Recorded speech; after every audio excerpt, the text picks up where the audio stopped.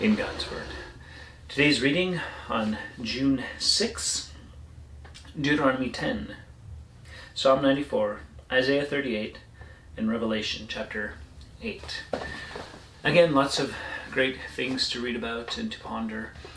And just as a reflection on the weekend, hopefully you were in a place where you gathered with other believers, if not in person, then online, and share what you're learning with someone and help integrate the things you hear into your life by sharing it with someone else. Sing a song, take notes during the message time so that you can reflect on them and talk about them later, so that all of that starts to then come into your life. Like, we don't just read the Bible so at the end we can go, well, we read the Bible. We don't just study, we don't just worship to go through the motions, but hopefully in all of those motions, in all of this discipline of daily reading God's Word, we draw closer to Jesus.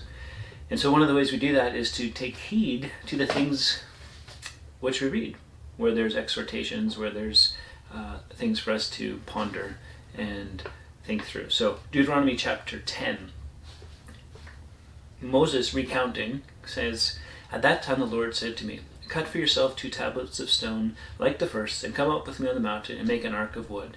And I will write on the tablets the words that were on the first tablets you broke, and you shall put them in the ark."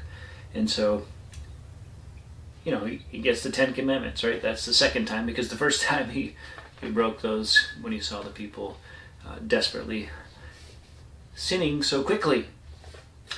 And here's where we want to focus in on verse 12. "And now, Israel, what does the Lord require of you, but to fear the Lord your God, to walk in all his ways, to love him, to serve the Lord your God with all your heart and with all your soul, and to keep the commandments and statutes of the Lord, which I am commanding you today for your good."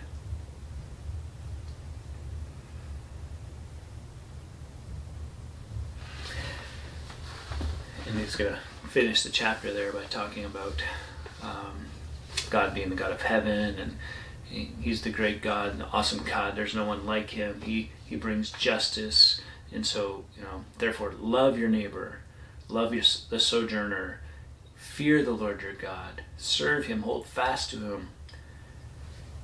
The Lord has blessed you.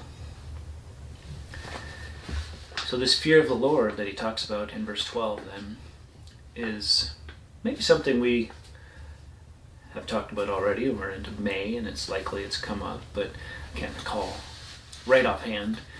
But it's not that fear that he's going to get me. It's that holy reverence of who God is, holy respect for who he is, with a bit of fear tinged in, perhaps, that at any moment he could say enough, right? Because that's what was repeated a little bit just before there, those that died, and there's consequences for going against a holy God. And so we're to walk in his ways.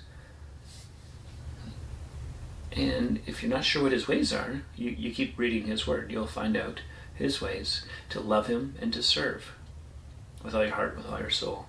And you do that, verse 13, by keeping the commandments and statutes of the Lord, because it's for your good. Never buy into the thought that God's trying to keep you from something good, or that he's trying to keep you from having a good time, or anything like that.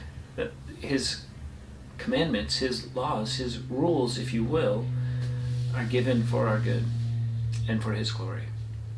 Because when we're following him and we're doing the things he says to do, and we're not doing the things he says not to do, there's blessing there.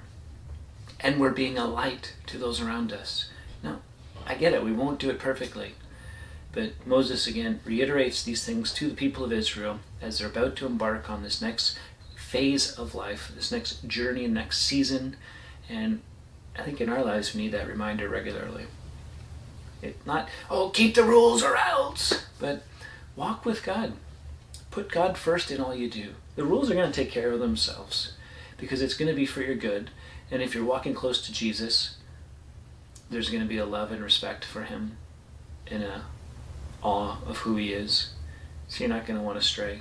You're going to stay close, and that's going to end up good for you and for those around you. Till next time, keep growing, little by little.